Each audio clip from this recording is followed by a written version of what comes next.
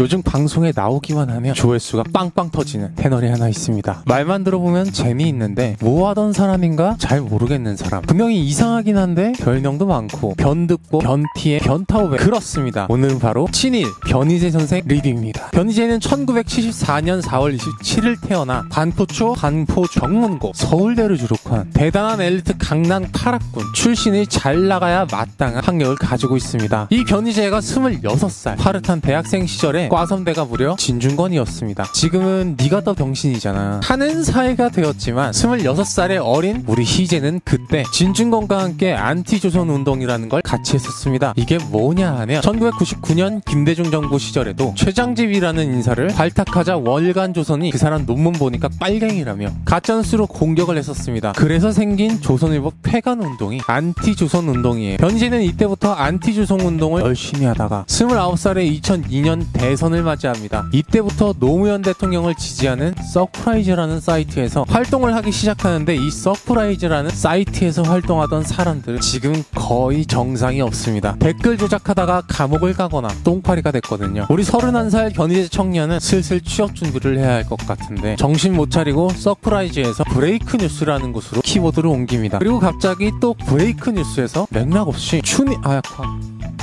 춘희의 퀸 사이트를 만들어요. 신데렐라라고. 질풍노도의 시기를 겪고 얼마 안 있어서 드디어 근본을 되찾고 극우 인터넷 언론 매체인 빅뉴스를 만들게 됩니다. 이때 친하게 지내던 사람들 중에 극우 유튜버 신의 한수를 만든 신의식도 보입니다. 본격적으로 노무현 대통령을 비판하던 변희재는 이명박 정권이 들어서고 조금 잘 나가기 시작했는데 이것을 보고 같은 서울대학교 니학과 12년 선배인 진중권이 진보신당 인터넷 게시판에 조중동은 왜 이 함량미달의 득보잡을 키워줄까 라는 글을 썼다가 명예훼손과 모욕죄로 고소당해 300만원을 냈지만 대신 조중동이 왜 득보잡을 키워주는지 알아냈는지 진중권은 2019년 조국 사태에서 자신의 은인인 조국의 뒤통수를 치는 글을 쓰며 조중동은 득보잡을 키워준다는 자신의 주장을 10년에 걸쳐 증명했습니다. 그 뒤에 노무현 대통령이 서거하는 사건이 생기고 변희재는 고인은 건드리지 않는다는 암묵적인 사회적 약속을 깨고 노무현 대통령의 국가장을 반대하고 세금을 단 1원도 써서는 안 된다는 발언을 했다가 어디서 득보잡 새끼가 설치냐는 말을 듣고 변득보라는 별명이 굳어지게 됩니다. 2009년 변희재의 나이 36세 브레이크 뉴스를 미디어 워치로 바꾸고 본격적으로 극우 활동을 시작합니다. 2012년에 전 세계를 놀라게 한 바쁜 벌꿀 우리 푸어 대통령 5032 당선되자 변희재는 본격적으로 정신 빗나간 소리를 하기 시작합니다. 2010년에 생긴 1대 저장소가 사회적으로 너무 큰 문제가 되자 백분 토론에서 이 문제를 다룬 적이 있는데 거기 1회를 옹호하는 패널로 토론에 참여했습니다. 지금은 상상도 못하는 공중파에서 5.18 광주 민주화 운동을 광주 사태라고 부르고 민주화 운동이 아닐 수도 있다는 주장을 하며 북한군 개입설을 옹호하기도 해서 이거 사람이 맞나? 하고 많은 사람들이 의심을 했었는데 본인이 스스로 1대에 인증을 하며 논란을 종식시켰습니다. 503 정권의 가장 가슴 아픈 사건인 2014년 세월호 침몰 사고 이후 세월호 유가족들이 단식 투쟁을 광화문에서 가진 적이 있었는데 여기에 1대 회원들이 2014년 8월부터 9월까지 피자, 햄버거, 치킨 등 단식하는 유가족 앞에서 먹는 폭식투쟁이라는 비인간적인 대가리 총 맞은 시위를 한 적이 있었는데 여기 변희재가 9월 13일 참여해서 참사 유족들이 안 보인다면서